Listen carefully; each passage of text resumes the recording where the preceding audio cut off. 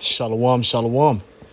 Shalom, shalom. First and foremost, giving infinite praises, glory, and honor unto Yahweh, Ba'ashem, Yahushua, Ba'ashem, V'chakodash. Giving double honors to our apostles and elders of Great Millstone and Shalom and salutation to all you Sensei Akim across the four winds, pushing this truth with sincerity of heart. I'm your fellow servant, Kasamagan from the DC camp, coming at you through the spirit and power of Yahweh, Ba'ashem, Yahushua, Ba'ashem, V'chakodash, for the elect. Now, this is going to be a quick lesson of exhortation, dealing with leadership. All right. Of course, it's mostly directed to, the men of the Lord primarily, of course, Great Millstone, and the leaders, all right, us being leaders in camp, from, the first, second, third, all the way down to, fourth leader, fourth head of Ra'ashim. And it's very important that certain things that we need to understand about leadership, all right, because the reality is, man, sometimes, individuals want to be leaders. You want to be a leader, and it's great because you want to do this work. You want to, you have a responsibility, and the Spirit compels you, and you have a seat in which you have to lead other men, other Israelite men, hopeful elect, all right, from glory to glory, and understanding that there's certain criteria that come with that, all right, and one of the criteria that you have to have as a leader, all right, is the ability to inspire, all right? And this quote right here from Owen Woodward. And I like this one. There's many quotes about leadership, but I like this quote right here. And it says, average leaders raise the bar on themselves. Good leaders raise the bar for others. Great leaders inspire others to raise their own bar. All right. So what you see right here is 3 stages of leadership. All right. And it's actually something that I've noticed throughout the years of being in the truth, through the spirit and power of Yahweh, Ba'ashem, Yahushua, and personal experiences when it comes to leadership, especially when you're not really someone who from the get-go looking for leadership, but you kind of thrust upon that seat. And I know a lot of brothers can attest to that. You wasn't really looking to be a leader. You just out there. The Spirit is telling you to go out there and prophesy the return of Mashiach Yahushua, the salvation of the elect of the nation of Israel, so-called Negroes, Hispanics, and Natives, the destruction of Babylon the Great, a.k.a. the United States. So you're compelled. You have to do that. And but then what happens, and then all of a sudden the Spirit was sent more men into the camp to join the camp. Men with similar faith. What similar faith? I'll say what men with faith, because not everybody's faith is on the same level. That's another reality. Then eventually you are basically thrust into a position where you have to lead. All right, and the Lord is requiring for you to lead. So it means that they're going to be watching you. All right, that's the thing about the individuals that follow, the brothers that follow. They watch you. They watch your every move. They Jake is not, although. Jake is foolish. Jake is not stupid. The reason why I say that because Jake has the ability to see. Sometimes Jake could tell, man, when you are just out there really, being a hypocrite or not handling your business. But then, you kind of getting on them and so on and so forth, playing the leadership instead of actually being a leader. And then so you got that, you got that. And then you got the aspect of also picking up brothers. The reality is, when you become strong in the faith, you have to be able to turn back and make sure the men behind you are keeping up. And how do you do that? You have to be able to be inspirational. So I'm going to read this quote again, and we're going to get into the lesson. Average leaders raise the bar on themselves. All right. Good leaders raise the bar for others.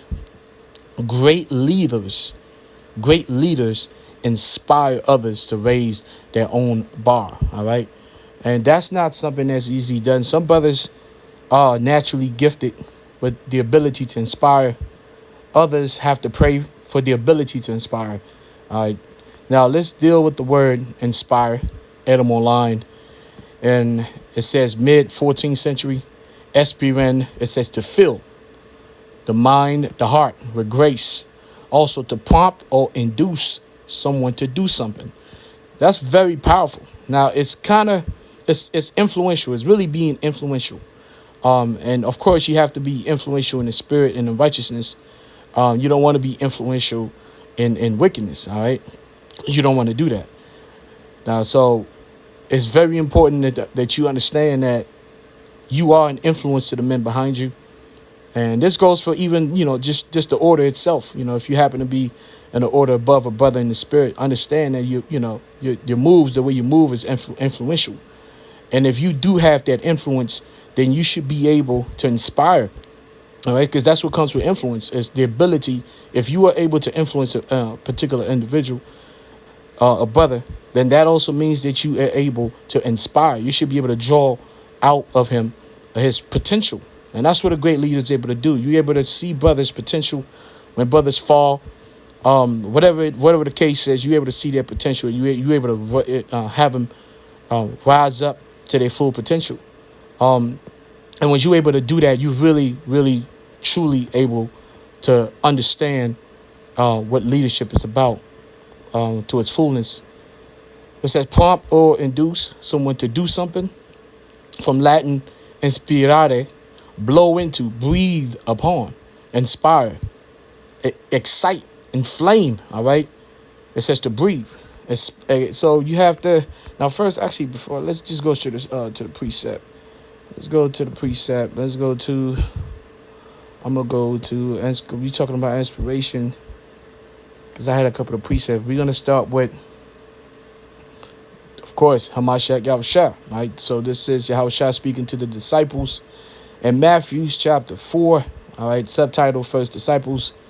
Matthew chapter 4 verse 18. It says, and Yahushua walked by the sea of Galilee, saw two brethren, Simon called Peter, and Andrew, his brother, casting a net into the sea, for they were fishers.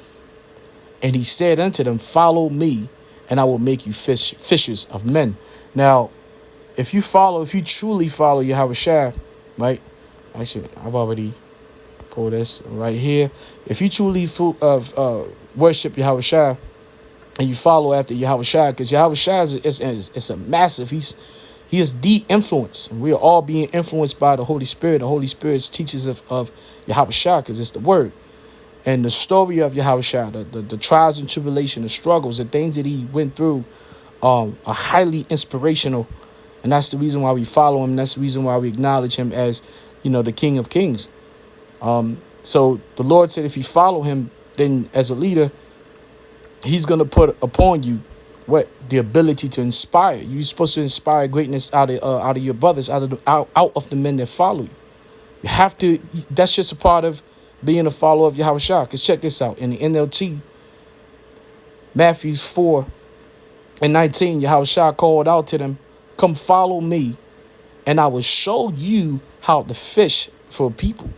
So how you fish for people, when we go out in the highways and the edges, there's several processes to that. Like the process of pushing his word and brothers believing in the word. But then even when brothers come into this truth, like there's trials and tribulations and struggles. And some brothers may fall, not fall out, but some brothers may fall. All right. And if the Lord is dealing with you, he said he's going to show you how to fish for people, how to fish for men. All right. And not just any man, of course, the person has to be an elect, because if the person is not an elect, there's absolutely nothing you can do about it. All right. But great leaders have these characteristics. They have this ability to inspire greatness out of the men that follow after them. And the way they conduct themselves, these men ultimately can tell. Because, Jake kind of knows. Now, some Jakes don't know, but some Jakes know. They know what's up. They're like, okay, because they watch. All right. And the thing about leadership, I remember listening to this guy, and he made a quote about how he figured out that he was a leader. He said that he was just doing what he felt was right. He was just focused on doing what he felt was right when it came to a particular situation at his job.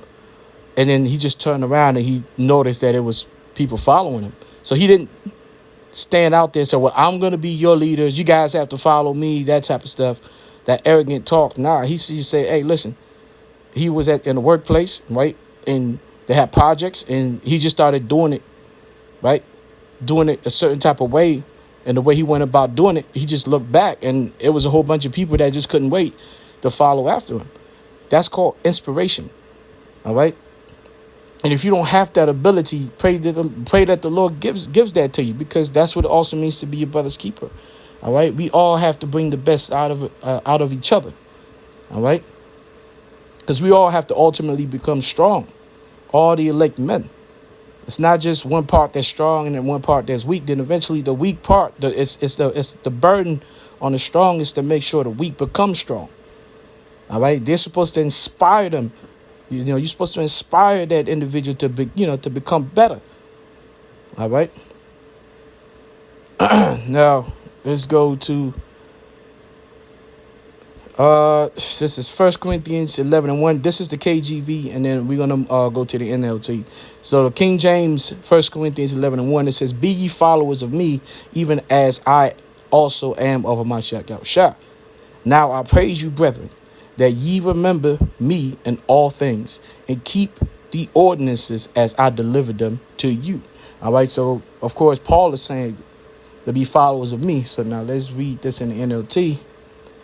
In the NLT, it states 1 Corinthians 11:1, "And you should imitate me, just I imitate Hamashiach." Now, the key part is not necessarily, Paul saying you should imitate me.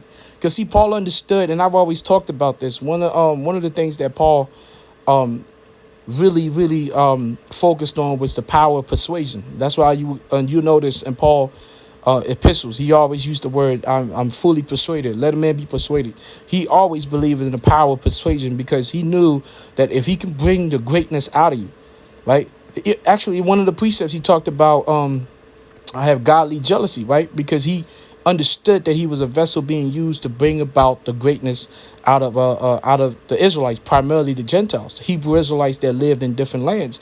And that was a tall task, and his ability to persuade it, to inspire with the words, with the Holy Spirit, the word of Yahushua, to inspire these Israelites that were lost, and to bring them back into the fold. That showed that Paul was one of the greatest leaders, without a doubt, one of the greatest leaders in Israel. All right, because that's what he said. You should imitate me. All right, that's a sign of a leader.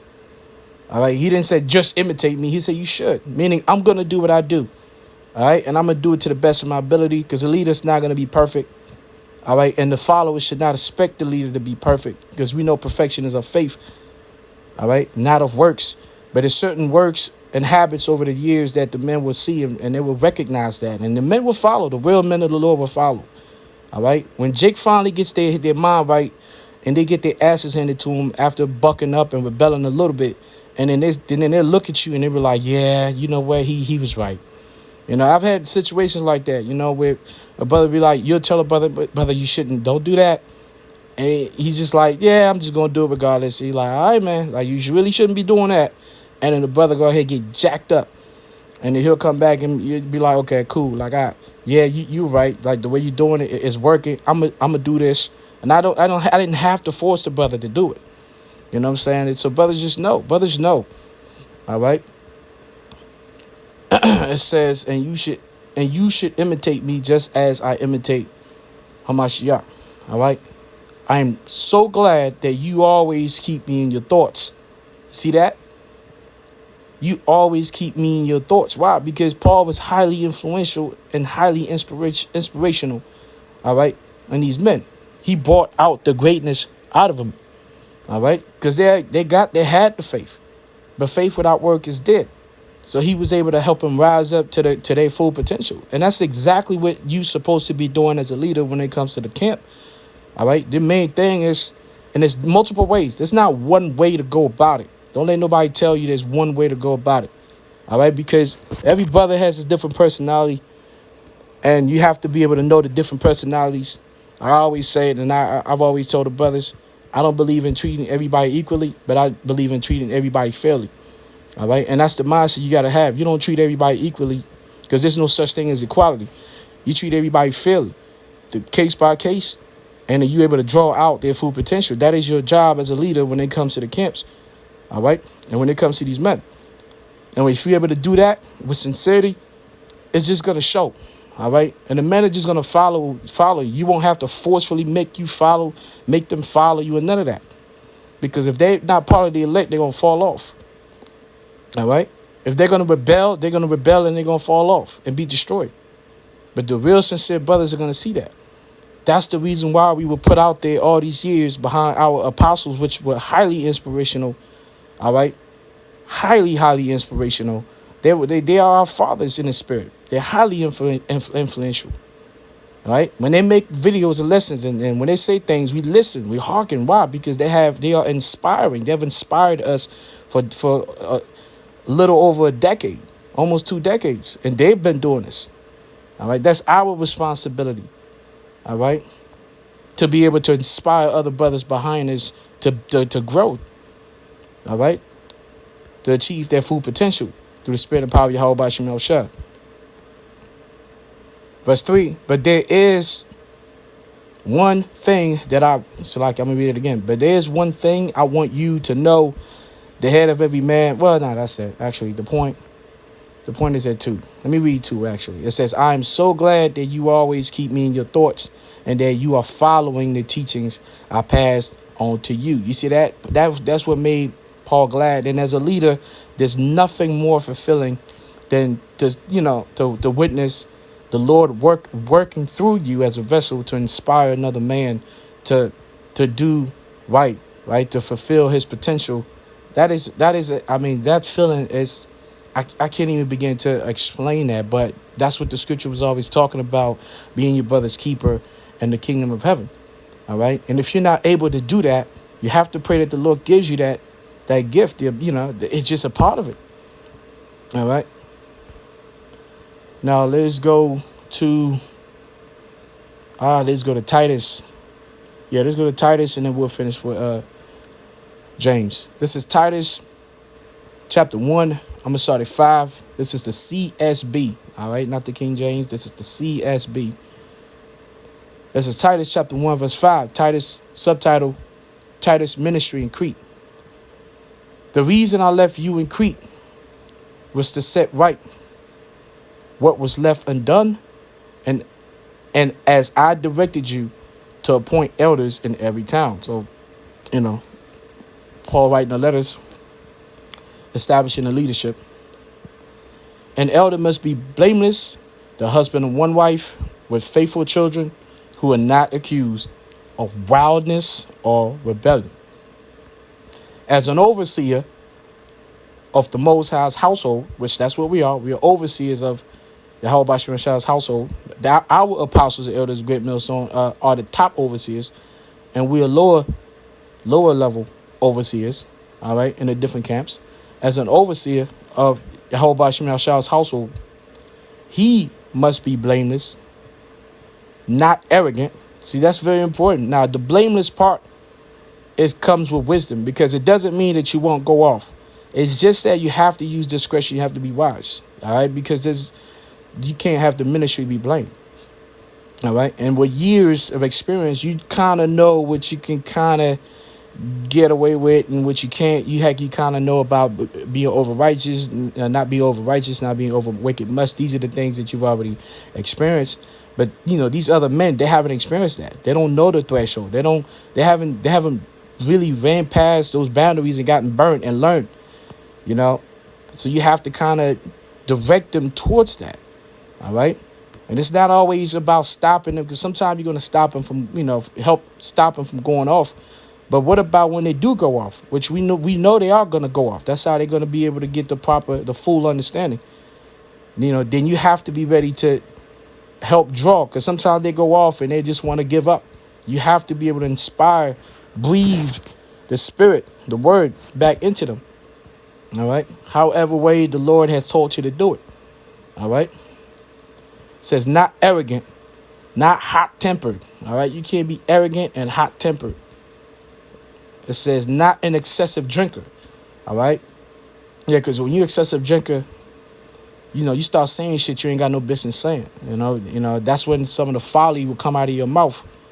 That's why you have to be wise and use discretion as a leader when you're around the young men, all right, because you might say things that's just gonna mess their mind up, and they're gonna look at you like, man, what's going on? And the whole time your walls are down, and you just saying shit, man. All right, this is how critical it is. I mean, you can say, oh man, do we really?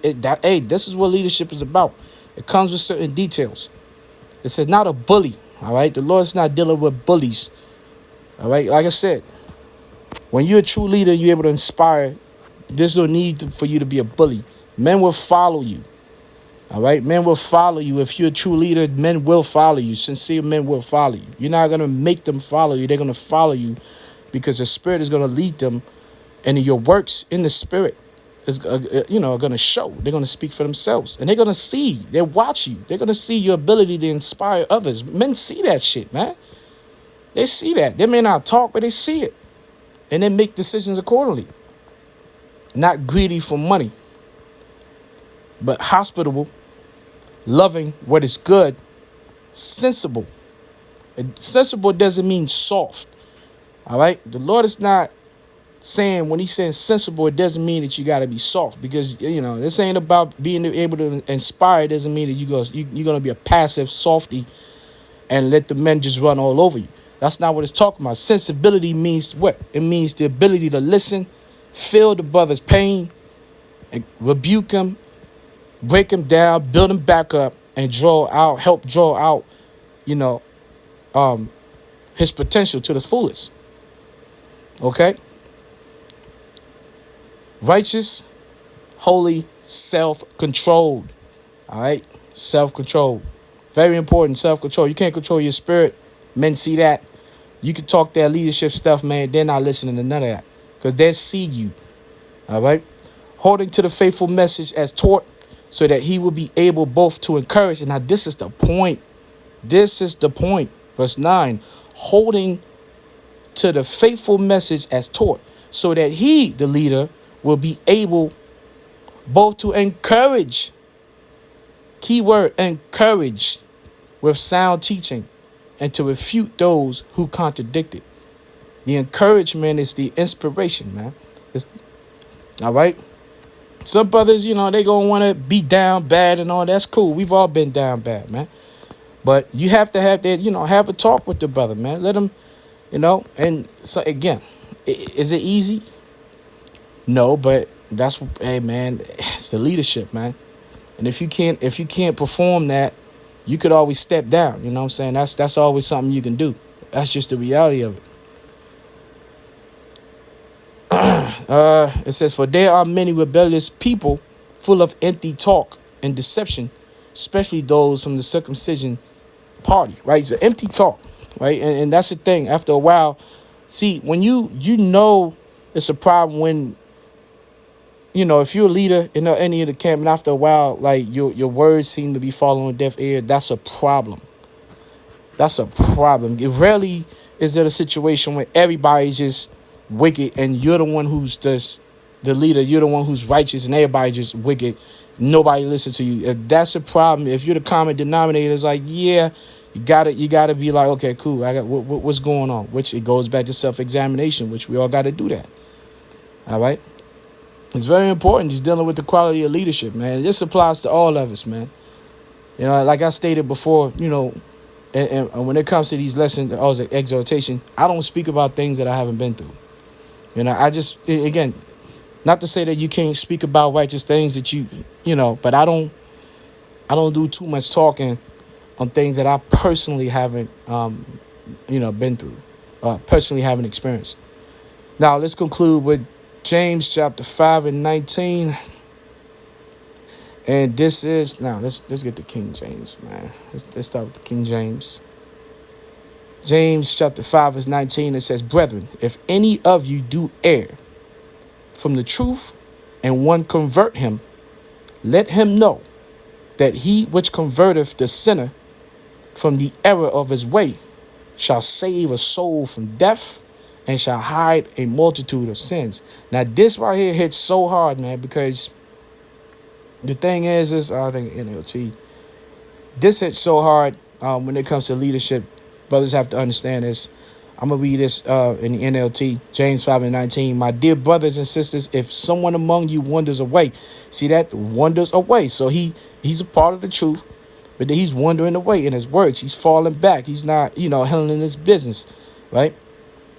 It says, if someone among you wanders away from the truth and is brought back, all right? And in King James, it said, if you able to, bring him back.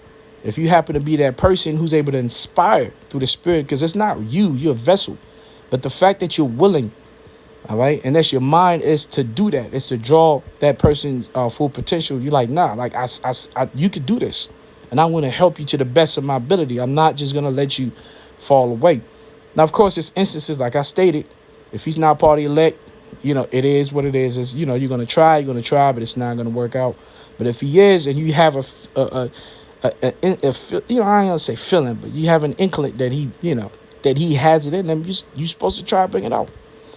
My dear brothers and sisters, if someone among you wanders away from the truth and is brought back, you can be sure that whoever brings the sinner back will save that person from death and bring about the forgiveness of many sins. And that last part is the reason why, even, me personally, and I talk to the elder brothers in my camp, we always talk about that, like, man, I have to do it. Because, when you're a sinner and you know who you are, your sins, you go off in the Lord, and you realize why, okay, when you go off, the Lord is forgiving you, and you realize it's all linked with how you deal with the brotherhood and how, your leadership. The Lord sees all of that. Your willingness to inspire others to be great, to be more faithful, to draw out their full potential to the best of your ability. The Lord sees that. So the Lord will protect you from a lot of crazy shit out here, man. Like I said, hey, man, just speaking from experience. And that's the reason why, that's also a part, something that you got to keep in mind. So don't just focus on yourself. Understand that you focusing on bringing the best out of the brothers that follow you. Not only do you help save them, but also, man, that's a cover for you. You know what I'm saying? And every time Satan wants to, get at you, the Lord be like, nope, nope, that's not happening. I'm going to forgive him. All right. So, yeah, basically, that's what I want to get into. I wanted to be a little bit shorter, but it's all through the Spirit, man. Brothers, I know brothers through the Spirit and power, your whole body, Shemeshah, will edify as I was edified in this lesson of exhortation. So I'm going to say, Kal Halal Amla Yahweh, Ba'ashem, Yahushua, Ba'ashem, Wachakodash, giving double honors to our apostles and elders of Great Millstone. Shalom and salutation to all you sincere Akim. Across the four winds, pushing his truth for sincerity of heart. The brothers in the camp leading to the best of their ability. That's what we got to do. Yahushua he's almost here. All right. The mark of the beast is at the door. The third world's war is at the door. Salvation is near. Just got to keep working. All right. Kasamagan. Shalom.